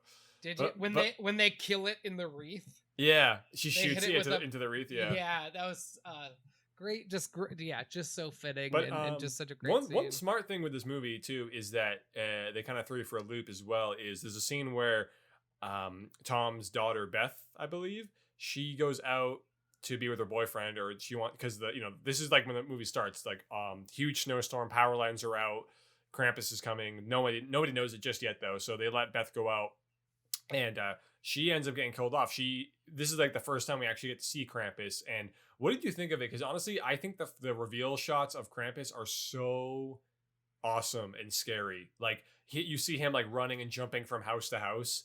What do you think of that? I was gonna ask if that's what you meant by reveal. So like you don't really see his face exactly in that scene, but as but like his being, his body in general. It was very scary. She's going to her boyfriend's house to check in on him and to see if she can get some phone service at the cell phone service. And as she's running, Krampus is jumping from roof to roof and just shaking the house and shaking the neighborhood. He's basically a giant goat creature, like demonic. Yeah, like anthropomorphic goat being. Yeah. Hunchback. But that whole scene, the introduction to him in that scene is very like because again, you see his power. You see his power, but he can literally leap from house to house on the roof, and he's chasing her. Like I don't know if he's toying with her. I don't know if he's trying to get her. I don't know. And he's warning her. The CGI is great. Like the way he's running too is just like really really creepy. And so she ends up getting killed off first, which I think is interesting because does she die or doesn't she come back later? No, she dies. And she's the first. She's the first to go. And well, I mean, the ending technically they all come back, but she's the first to die. And I just didn't expect that because I think like she is technically one of the more innocent characters, and being like the young daughter, you didn't think she would at least be the first to die. So I think that alone sets it up to where it's like, all right, this is anybody can, there's no one being protected by the script. Anybody can go anytime. Yep. And then after that, I know Tom and Howard go out to go and find her, and this is when they really discover that shit's wrong because Howard's beautiful Jeep ends up being destroyed. His Hummer, his Hummer, and then once they get back, they board up, and then it's like time for war. Then they really understand the true threat that's kind of upon them. Well, I like that scene a lot. I'm looking at what other movies Max has been in. Oh, Bad Moms. That's what I know him from. Yeah, I think that what I really liked about what I liked about the kind of change and shift of character is Adam Scott and David Koechner go out driving the Hummer. The Hummer gets destroyed, and I think David Koechner's kind of machismo character kind of starts to get scared. And then Adam Scott kind of takes his place. Like he takes the gun and he's like starting to shoot everything. And I think there's a line where he's like, fathers protect their families, what they do, or something like that. Yeah. But I mean, it's a kitschy movie, I guess, but it doesn't, like, it works. The whole movie works. It's a horror comedy. And you think it's kitschy because at the time, like, Krampus wasn't really known here, I guess, or no? I think there are a couple lines that are kind of kitschy. They're like, "Oh, not again," or like "That's what we do. We protect our family." But it's meant to be. It's not like bad acting. It's not trying hard and missing the mark. It's literally a horror comedy. You're gonna feel both of those things watching the movie. Within that kitschiness, I feel like there's also like that. You're right. You said that was done on purpose, and I almost feel like, in a sense, to maybe show some influence to like Gremlins and older like kind of like creature feature, like kind of like, but because like Gremlins, I don't know, I wouldn't call it like necessarily a family movie, but it is more like more fun. It's more of like a humorous horror movie, and it is also set during Christmas, so like maybe there's like certain callbacks to those kind of movies, which I could Die Hard's during Christmas. Yeah, Die Hard too. Movie and has very similar lines to it. Like, or not even like Christmas related movies, but I guess like any kind of like, think of any like creature feature kind of horror movie from maybe the 80s or 90s, like Critters or Gremlins, like I mentioned, and like this kind of has like somewhat of a similar feel to that. Not even just in the designs, but even just like the play out of events that occur. Do you know who's in Critters too? Leo. Right? Yeah, never seen them, but I know. No, same. That's like one of his first movies. I think so. And then Jennifer Aniston, I think, is in Leprechaun 2 or 3. Oh, the first one. She's in the first Leprechaun. She's in the first one. Yeah. See, I think we've talked about this in the podcast where I'm more of an Aliens versus Predators than an Aliens or Predators. I'm more of a Jason versus Freddy in space or whatever. I'm more of Yeah. that. I'm Well, also Jason X is the one where Jason's in space. Freddy versus Jason is just all on Earth, I think. yeah, that one's great. That one's good. I'm more fans of those. Just like I think I'm more of a fan of what were we talking about? Leprechaun and Critters. Yeah. Yep. Leprechaun and Critters. Like I'm trying to remember where I was going with it. Like I'm more of a fan of like Leprechaun 2, Back to the Hood, Leprechaun in Space. Oh yeah, like, yeah. I So like you want the all balls out crazy ones. I feel you on that. Just like we know this is ridiculous, let's put it in space. Like yeah. But no, like yeah. So that little kitschiness, but also you're right. This movie just blends. I feel like humor and horror elements so well because it's almost like a fun house in a sense because they're as they like there's a whole scene in the attic I believe or upstairs that's also really freaky because this is the introduction because I think Howard's two kids go upstairs and then they end up getting attacked or something so the family follows suit and that's when we see all these crazy we see the crazy giant snake like Jack in the Box. We see the creepy teddy bear with the big gnarly teeth. We see the angel that looks like she's on crack. We see like, all these horrifying creatures doing horrifying things to the family. And there's like the thing I like is that there's not that much like remorse for it. Like there's not like I feel like when they were making this, it wasn't like, oh, like well we have to have the kids come back in a certain way. It's like now the kids just like the kids just kind of get picked off one by one, as do the adults. They're really it's kind of equal in that regard. It's not like the kids are safe just because they're kids. So I read here that what draws them to the attic where all of the creatures are is the daughter Beth's voice. So what happens is I don't know if she ever dies, or I mean we'll get to the ending. I don't know if she ever dies, but Krampus captures her under the car when she's hiding, and then I think uses her as bait to get the family into his kind of trap to walk into it. Because I was gonna say I didn't think that she died or you see her die, but yeah, that's so well. The scene under it, there's also a Jack in the Box, and when it goes off, she just starts screaming, and you see the truck shake, and that's the last time you actually see her. So it kind of implies that she died, but yeah, I guess technically she also could have been like taken as captured and used as bait. I can see that because I was gonna say, looking at this movie, I don't think that they would have killed one of the younger people first in it because. This movie, as I was watching it, I paused it at one point. This movie's only PG-13, which I get it because like there's no sex, there's no drugs, there's no all of the kind of like R-rated party going horror movies. But it's like very like PG-13 is a movie where like some parents will take their kids and be like, and it's not even the fact that this is all about Santa or anti-Santa or anything like that. Like this movie's very scary and very twisted and like graphic and violent. Yeah. I mean there's a lot of I was surprised it was PG-13, but yeah, I mean all of the kills just really start to pile up, and I think getting to where they decide to all leave the house. This is the scene that's my background. So as I think that's like one of the best parts of the movie is Omi speaks German the whole movie except for when she has her big dialogue scene. And then that's where, of course, the woman from 2.5 Men is like, I knew she spoke English. Yeah. And you can tell that she only spoke German because it was a bond with her son and grandson. But anyway, in it, they're all like, what's going on? There are giant reindeer on the roof. Are we being pranked? What is this? And that's where Omi, is like mixing the hot cocoa or whatever and turns around from the fireplace. And she's like, let me tell you a story about Krampus. And you find out that Omi, when she was a kid, her parents used to fight all the time. She lost the Christmas spirit. Krampus came to her house and she laid in bed, sitting up in bed and listened to and watched the shadows of all of her family being killed by Krampus and taken away to the underworld. And she was left to kind of tell the story. That's what I like about these kind of movies where it's like, the killer will kill. Well, it's not a lot in horror. It's more in like a thriller or action movie where the killer will kill everybody but one person and be like, go tell the town about me. Oh, yeah. Like, go tell them back. Like they let Omi go. And that's why, for 60, 70, 80 years, she's been holding on to this, that like, we need to not lose the Christmas spirit.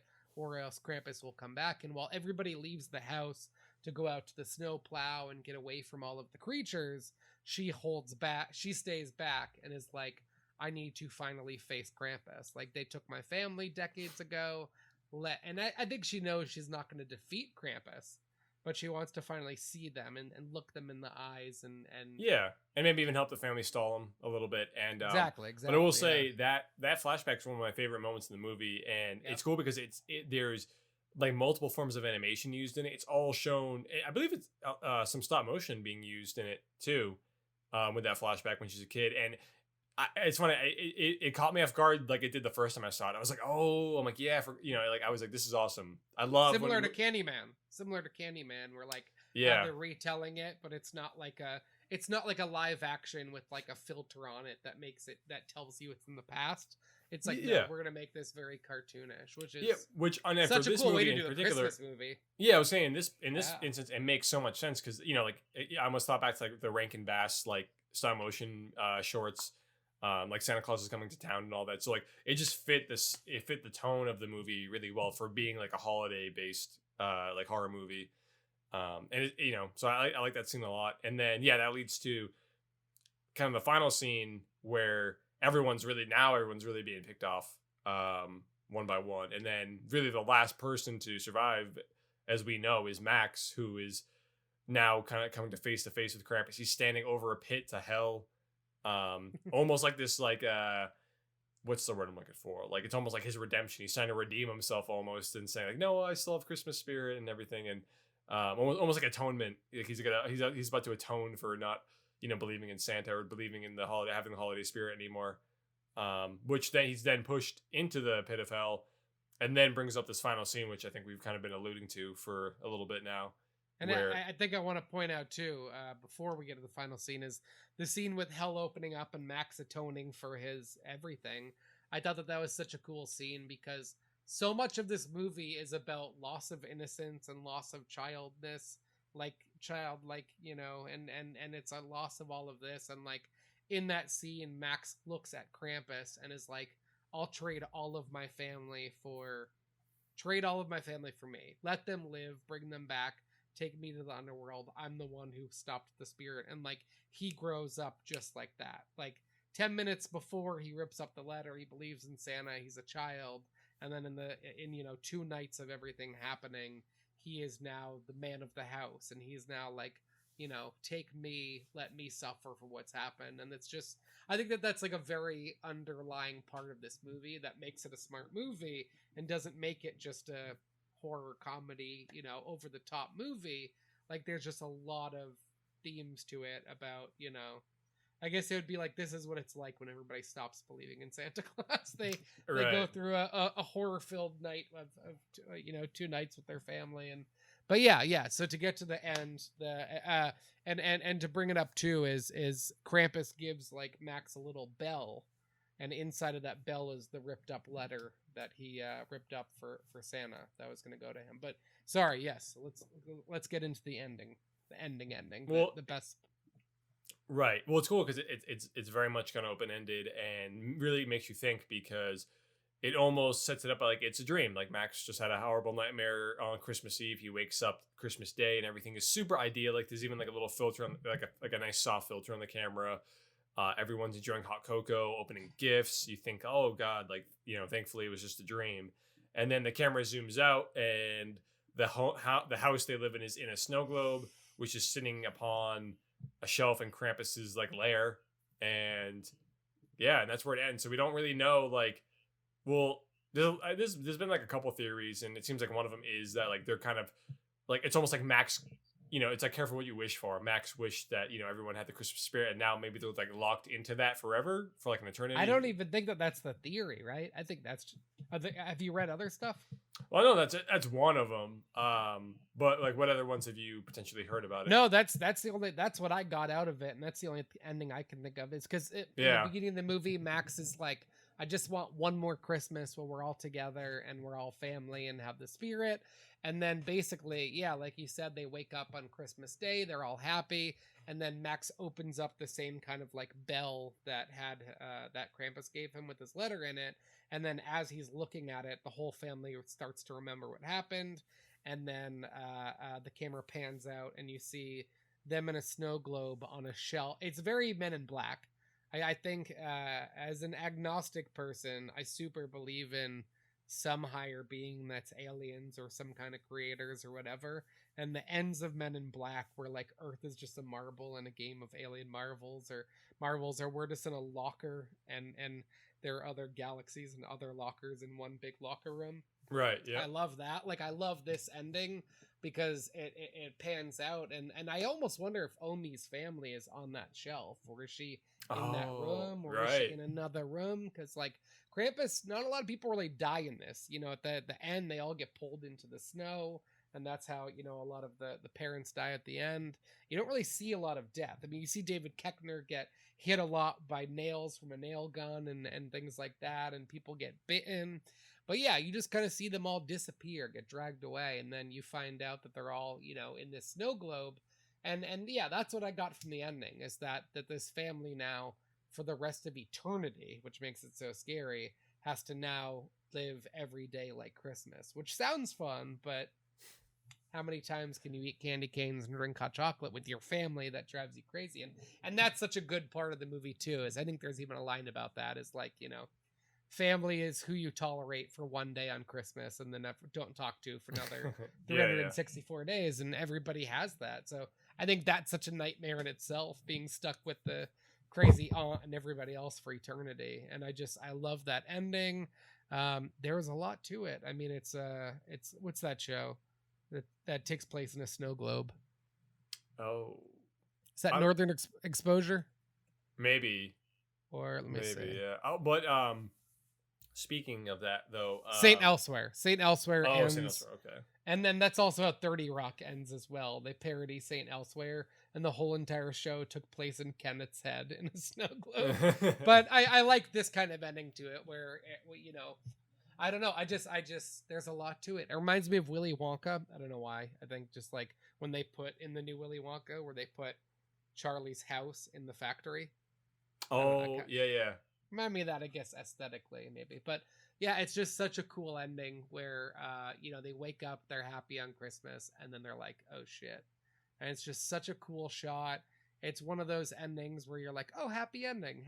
Like because another rule about film or rule about television is you have to be writing about people who experience the same thing as 100 other people, but they're the ones who experience it slightly different. So if you're writing a movie about soldiers in 400 years that fight aliens, you can't write about the 500 armies of people who died to the aliens. You have to write about the one group of soldiers that found out how to overcome them. Like, that's a big part of it. So this is like, you know, you think that Max is going to be the one person that Krampus let live because he apologized and he, you know, settled his score and all of that. And you're like, oh, wow, this is a pretty happy ending. And then it just winds up being way worse than anybody could imagine of an ending. Yeah, it's kind of cruel, and which it kind of perfectly encapsulates this movie. There's a lot of cruel, like, just humor and you know, things that occur to the family in this movie. So I also love the ending as well, and I really just kind of love this movie in general. Like, I think this is one I kind of want to watch every like Halloween season now, because again, it has such a like a guaranteed like structured tone regarding, again, being kind of like goofy and fun, but also still finding ways to be horrifying, even with a PG-13 rating. And yeah, I love everyone involved. I mean, it's just a cool like seasonal horror movie, you know. I think Love Actually is me and my family's Christmas movie. I could watch it year round, but that's our Christmas movie. I feel like this needs to be you and me, and like this needs to be our Halloween introduction, like every year. Right. We watch it. Maybe one year we'll watch it together and do a live podcast. But no, I think that you and I should watch some of the knockoffs and see what they're like. Yes, that'd be fun. Some of the and they're all called Krampus too, because like what else are you gonna call it? I know. Krampus, Deer hoof. Krampus goes to the hood.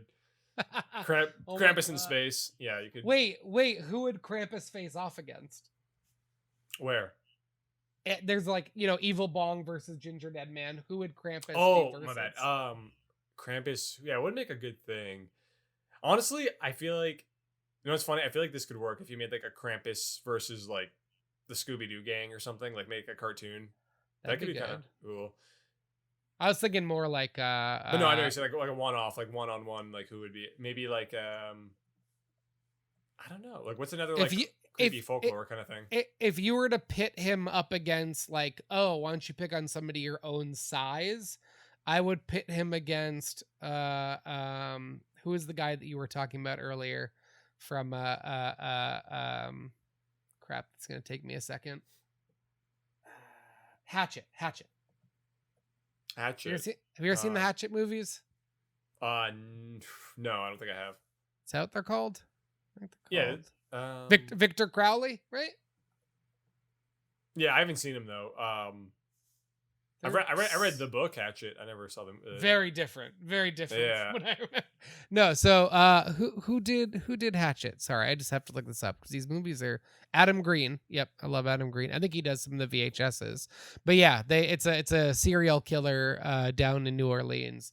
Super graphic, intense, very disturbing movies with Joel David Moore. He's in the first one. Super gory, fucked up movies. But size-wise, I could see him pitting off against Krampus. But I also think like Chucky.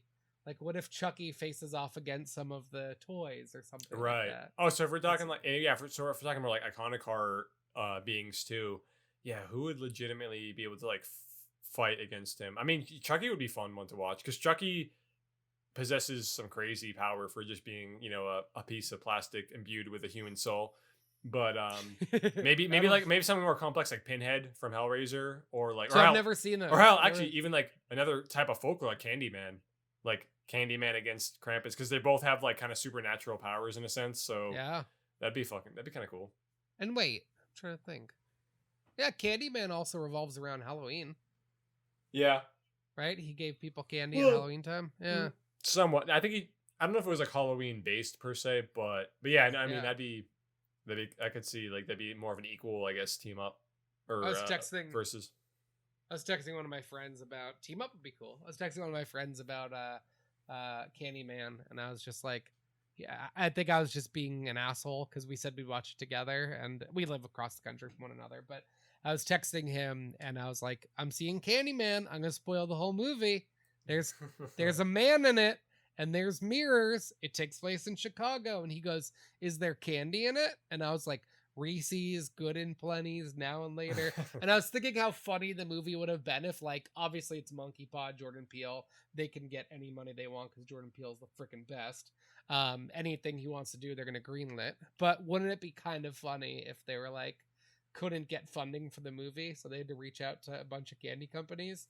And there's just scenes where Candyman is like, come here, boy. You want a chocolatey peanut butter Reese's peanut butter cup? And then it's like a Yeah. like in like Walking Dead when like a car pulls up and they show like a Dodge Ram or whatever for like 38 seconds too long. Oh yeah, like, they have like these like camera panning around it. Brown, Yeah. down. Yeah. Hey kid, would you like a nice Snickers bar? Nougat, all crushed M&Ms. Yeah, M&Ms, they melt in your mouth, not in your hand. TM. Yeah. Now, I think like if I had the energy or drive or motivation, I would make a trailer doing that. But even if I spent weeks making it, it would get four views. And then Right. somebody else would make one like it and it would get 1 million views overnight. So Okay, you gotta do it for you, man. I know. You do one for you and then 40 more for you and then one for them. Yeah. I think that's the There you go. Hollywood way of doing it. But Yeah. yeah, I think so let's talk about where you can find us. Weiliotis Podcast or Weiliotis Podcast. Check out our website. We are going to work on it soon. Our videos are always on YouTube. Yeah, we have a website. It's just not the final one, I guess, if you want to say. The WeiliotisPodcast.com. Yeah, and yeah, so you can find it in the link if you're wherever you're watching. We have the link included here in the description, and it's a good directory. It just brings you to pretty much like wherever you can find our audio, and pretty much every single podcast platform on YouTube, obviously. So, and that also has our directly to our Facebook or Twitter, Instagram, all that good stuff. So follow us. We're gonna start posting the Weiliotis Minute. Tom just touched up the intro to that.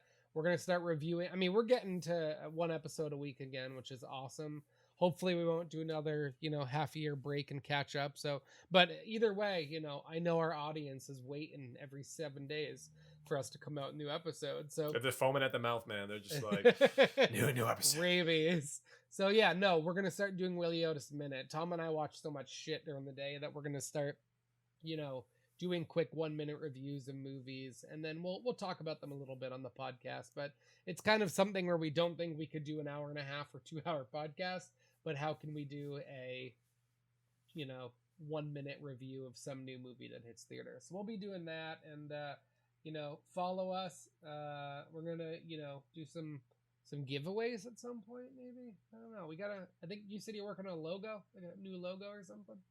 Yeah, I'm always trying to work on new stuff, new designs, promotional stuff for the podcast. So We'll make a T-shirt or something that we'll give to one of our fans. be cool. Yeah, that'd be But cool. Krampus, check out Krampus. Yes. Halloween Kills is coming out super soon. Check out Many Saints of Newark. Titan. I just call it Titan, but it might be Titan or something like that. Yeah. It's like a word. Definitely watch that if you can. It's something else. But yeah. But no, we appreciate you guys. Tune in next week. We'll have another episode, something most likely horror related. So until then, y'all, peace. Happy Halloween.